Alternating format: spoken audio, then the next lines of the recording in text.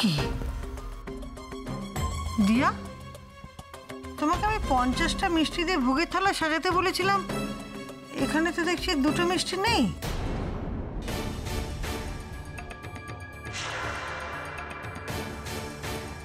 দুটো মিষ্টি গেল কোথায়? মা, আমি তো নিজে গুনে গুনে 50টা মিষ্টি সাজিয়েছিলাম। সত্যি তো 2টো মিষ্টি কমলো কি করে? আমিও তো কাউন্ট করে দেখলাম, এখানে 50টা মিষ্টি নেই মা, এখানে 48টা রয়েছে।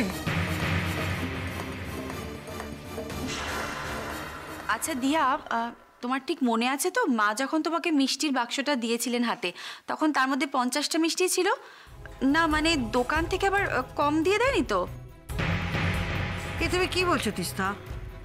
এত বছর ধরে ওরা আমাদের বাড়িতে ভোগের মিষ্টি পাঠিয়ে আসছে, আর আজকে ওরা ভুল করবে? আর তাছাড়া দিয়া তো বলছে ও 50টা মিষ্টি দেখেছে। আমি বলি কি মা, বেড়াল টেরাল এসে নিয়ে যায়নি তো? মানে একতলার ঘর তো, তাই বলছিলাম আর কি। উফ, কি যে বলো না বিপিনদা, আমরা সকলে এখানে বসে আছি, আর বিড়াল ঢুকলে আমাদের নজরে পড়বে না?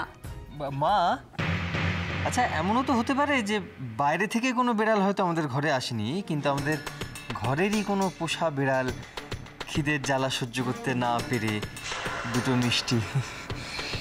নিহার, তুমি তো আমার উপোস টুপোস একদম সহ্য করতে পারো না, তা তুমি কি বলতে চাইছো Nikhil? Cool down, cool down Nihar, cool down.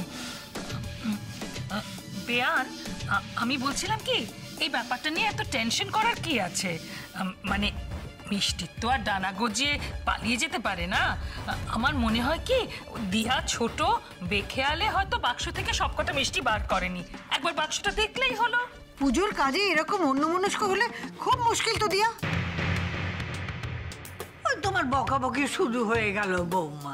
এই পুজোর দিনটা তো মেয়েটাকে তুমি রেহাই দিচ্ছ না। এই তুই এবার চুপ করে বসে আছিস কেন?